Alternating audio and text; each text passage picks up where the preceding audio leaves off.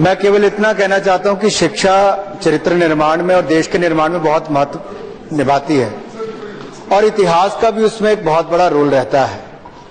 Madam, जिस तरह से जेएनयू में पीछे सब कुछ घटा, उसके बाद एक और जो घटना आगे सामने नजर आती है दो विचारधाराओं की। अब पता नहीं किसी की विचारधारा है या नहीं है।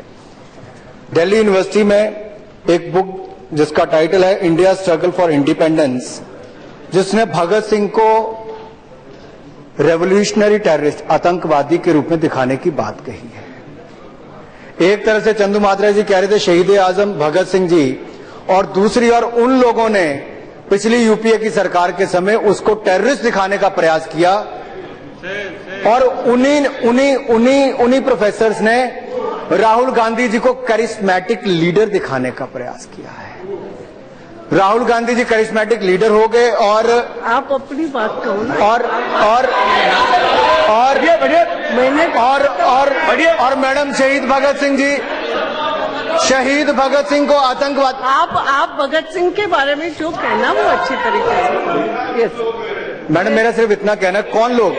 मृदुला मुखर्जी जिनको प्रोफेसर लगाया गया जेएनयू में।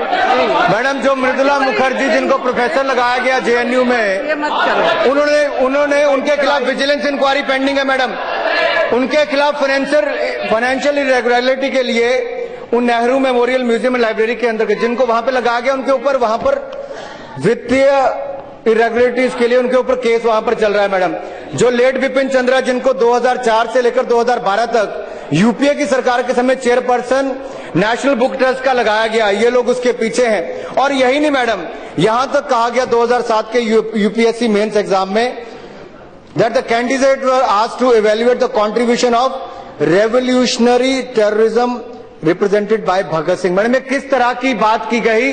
भगत सिंह को एक आतंकवादी के रूप में दिखाना और राहुल गांधी जी को एक करिश्माई नेतृत्व के रूप में दिखाना, और उसके रूप में मैडम, ये मैं नहीं कह रहा मैडम, ये देखिए मैडम, ये इसके ऊपर लिखा, मैडम इसके ऊपर बच्चों से पूछा जाता है।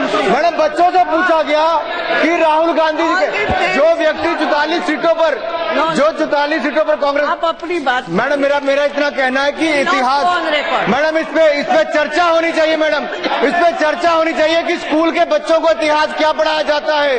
इस पे चर्चा होनी चाहिए कि देश में कॉलेज और स्कूल में शिक्षा में क्या इतिहास पढ़ाया जाता है। ये कम्युनिस्ट पार्टी और कांग्रेस पार्टी, ये कम्युनिस्ट और कांग्रेस का गठबंधन, ये केवल पश्चिम बंगाल का नहीं है, ये केवल पश्चिम बंगाल का नहीं, आपने देश की शिक्षा को खत्म करने का प्रयास किया है। ये आप लोगों ने जो किया है, ये देश कभी माफ नहीं करेगा। भगत सिंह ने देश को आजाद किया, तब जाकर हम लोग इस सदन में बैठे हैं। ये राहुल गांधी जी ने आजाद नहीं किया, ये भगत सिंह जी ने देश को आजाद करवाया है। आप उनको आतंकवादी नहीं कह सकते, आप भगत सिंह जी को आतंकवादी नहीं कह सकते। भगत सिंह जी ने शहादत दी है। वैसी साहब